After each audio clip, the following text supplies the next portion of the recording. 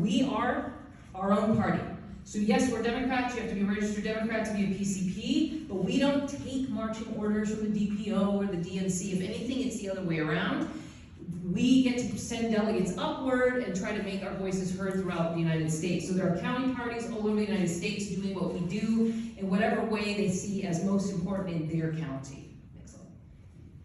So our county party focus is to elect qualified Oregon Democrats to office, effect positive change in local government, and increase membership in our local Democratic Party. Those are the three main things we do. So you will see throughout the year, we have endorsements, we have neighborhood leader, I'll be talking about that some more, but it's all in service of these main focuses. Next slide. All right, so who is the party? So you are a precinct committee person. So you're representing your neighbors, right? Because I'm like precinct, I think 343 or 434, I was gonna mix it up. And so technically speaking, as a member of the county party, I represent those in my precinct. That's what that technically means. So that's why every 2 years it's actually a voted in position.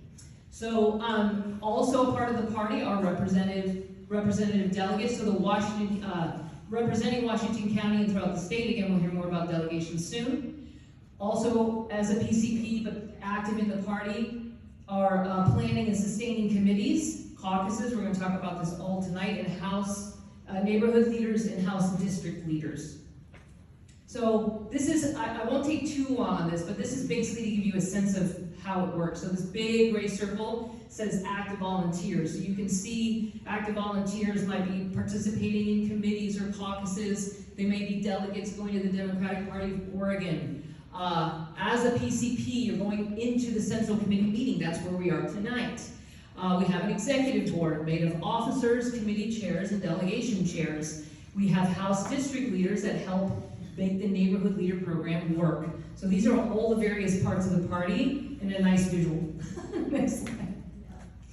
All right, so what is a precinct committee person? So the precinct is the smallest political unit in the county. It cannot be divided at a legislative, congressional, or supervisory boundary. A PCP is a voting member and representative of the party within the precinct in which he, she, or they reside. PCPs represent their neighbors. They debate and vote on the issues that come before this central committee.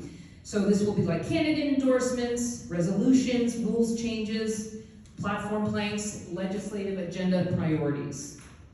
Next slide. All right. An additional benefit of being a PCP is PCPs play an integral part in filling legislative vacancies in Oregon. So when a state legislator steps down, the seat is filled by an appointment until the next voting term. PCPs from that district of the resigning legislator will be convened to vote on recommendations to the county commissioners. PCPs are able to recommend up to 3 options from all and any who put in for the opportunity. Now, the county commissioners ultimately vote on one of those top 3. So you have to think that this is more like real nominating, right? When I talk about the nominating committee. So basically, as PCPs, you get to nominate your favorite 3, and it's one of those 3 people that will be the options for the county commissioners. So what is a PCP not? You are not automatically anything else. And the reason why I say that, we have a lot of acronyms in the party. I know, like every organization, a million acronyms.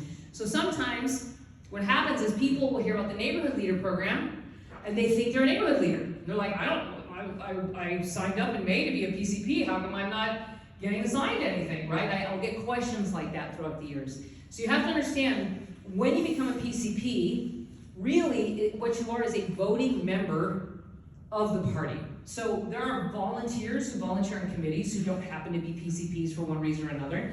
The neighborhood leader program, I'm going to talk about that, is its own separate program in the party that you still have to fill out a form to get engaged into that process. So being a PCP, don't assume that you automatically are going to know about all the other parts. You want to engage into the parts that are interesting to you. All right, next slide. All right, so if you do have friends that you would like to have them join, I've been seeing a lot of PCP applications come in. You just want to go to get involved, and then in the drop-down will be become a PCP. It will tell you a little bit more detail about what a PCP is and it'll give you the form that they can fill out to become appointed. All right, so let's talk about the Neighborhood Leader Program. I feel like this is really, really one of the most action-oriented, important things we do as a party. So if you sign up to be a neighborhood leader, you are assigned a turf. This is a little bit similar to if you functioned on campaigns before and you've knocked on doors, right? So what happens though, what's unique about the Neighborhood Leader Program is we assign you folks in your neighborhood that are registered Democrats. And you're going to be knocking on those same doors, you know, every election. So what's really nice is you sort of become, when you think of what a PCP is, right? You're representing your neighbors. But you actually, as a neighborhood leader, you're actually being that person for your neighbors. Because they start to relate to you, like, you know, people don't even always remember my name, but they're like, oh, you're here, where's my cheat sheet, right? So we have, I call it our cheat sheet. So when we have our slate card after endorsements, you know, people love it because you know how it is. You open up the voting pamphlet and everybody sounds really nice on paper, right? So we're actually here to inform you as a party. We've interviewed folks and this is who we think you should vote for in these elections. So it's a really great opportunity to be of service with your fellow neighbors. It gives you an opportunity to meet the other like-minded folks in your neighborhood. I always say that's an added bonus since you are knocking on the door of Democrats. So if you are interested in doing that, I think the next slide will show you more on the website. Let's see. Oh, no, these are some stats first. This is just to give you a sense of the value. So like in May 2023, this stat right here is the average voter turnout in Washington County in general. It's 56% turnout of vote when you're contacted by your neighborhood leaders. Now, you have to remember, 2023 is an off year. That's like, when I say off year, like an odd year, right? So nobody votes in those. That's why it's 23%. This is like super important stuff. It's the schools, right? It's school boards, but people just don't vote. So you can see that's a huge jump. November 2024 was still a big election, so there was 76% voter turnout in Washington County, but it jumped to 93% where you have a neighborhood leader. So if you are interested in really making a difference in a concrete way, I highly recommend that you become a neighborhood leader. So under Get Involved, you're going to see in the drop-down the Neighborhood Leader Program. There is a form that you can fill out there, and our Neighborhood Leader Chair, Diane, will immediately jump on that. She's great. You will love her. She'll make sure you are connected with your House District Leader, and you will be set up to be a part of that program. All right, committees. So one of the things that I always say about this party is it's kind of like running a little business. And I think that's really important for people because I know before I got politically active, I kind of thought being politically active was only calling people on the phone and knocking on doors, right? That's kind of what we think of when we think of politics. And for some people that may not sound appealing, right? They're like, oh, I really want to help, I want to make a difference, but that's not what I want to do. And so what I wanted to show you with looking at all these different committees, we have a budget committee, so if you're good with numbers and you want to help us with our budget, we need that. We have an IT committee, we have a training committee, we have outreach, right? So we have all these different things. So why I'm telling you that is, no matter what your skill set is, there is really something that you can do for the party that is useful and helpful and will leverage those skills in a meaningful way. We really, really need your help in all areas of the party. So if you're interested in helping, but not in what you think of as politically traditional way, there's probably a committee that needs your help. We also have caucuses. So we just reinvigorated, as you heard, our Latino caucus, we have an education caucus, we have Young Democrats, and as of tonight, we are starting our labor caucus. But caucuses are really for two things. I think this is on the next slide. Yes. I do, no, I thought I made a slide and I didn't. Okay, that's okay. So basically the thing with caucuses is that there's two types. There's identity caucuses and there's caucuses based on a theme, like a theme of action. So for instance, right, like the caucus that's for education, if you care about schools and what's going on and what's going on with the legislature, like that's an activity-driven caucus, right? Even at the DPO, they have a gun owners caucus, funny enough. So I always like telling people about that at the Democratic Party of Oregon because I know Democrats have a certain type of reputation of being like, we're taking away everybody's guns. But you know, there are responsible gun owners who want responsible legislation around owning guns and not having guns taken away. So those are activity-driven caucuses. And then identity caucuses. So if you see that there's a kind of caucus that should be reactivated in the Washington County Democrats or something new, that is something that we're always looking for, is giving the opportunity for people to have a voice, right? Whether it's for an activity or an identity. Other ways you can get involved. So we have the Endorsements Committee and the Measures, Bonds, and Levies ad hoc committees.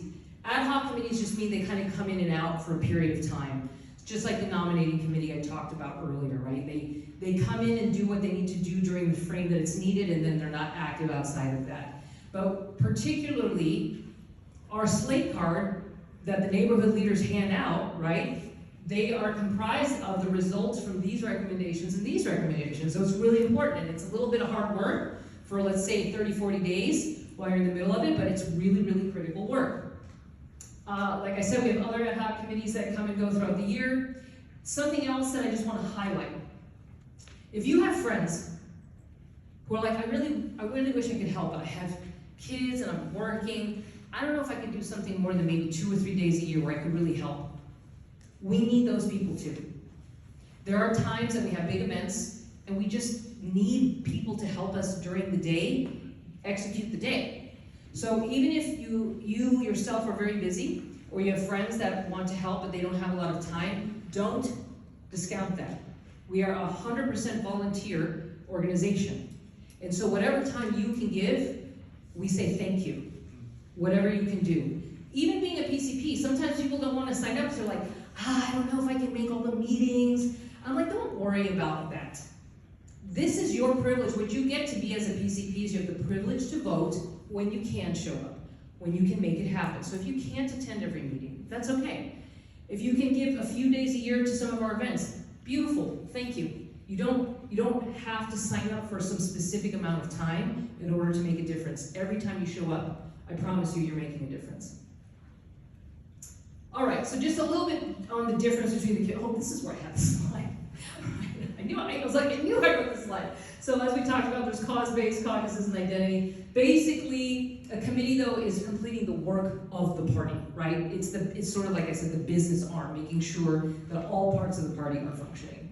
Are you raising your hand, or are you just stretching? Yes, I am. Chris. How would we go about joining all these wonderful committees and caucuses? All right, I thought because I've been pointing out the website a bazillion times, I apologize. I think on the next slide I will show where you can see that. So if you go to About Washington County Democrats, I was almost there. This down here is when you get to the county party leaders, and that has all, this is funny, this is an old picture. That was when I was vice chair. That's a very old picture. Okay, so anyway, but yes, this is up to date when it's live. And so you can find the chair that you're interested in working with. Under Get Involved, there's a section that lists all of our caucuses and our current committees, so you can read a little bit more about them. Okay, so we will be doing upcoming trainings on parliamentary procedure and PCP, and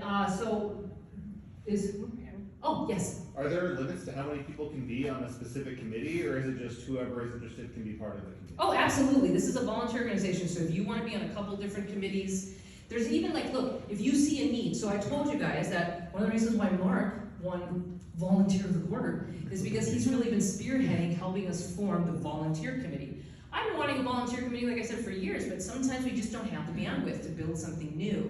So if you join the party and after some months you're like, you guys would be great if we were really doing this, that, and this, let's make it happen. Usually the process is we start by building an ad hoc committee, and what that is that committee is sort of a precursor to investigating. This is how we did direct action as well. So it started as ad hoc because they were kind of researching what would direct action do, and what would it be, and what purpose would it serve. So we sort of start there, and then we can form a committee from there. So yes, but if you want to be on 4 committees, please do.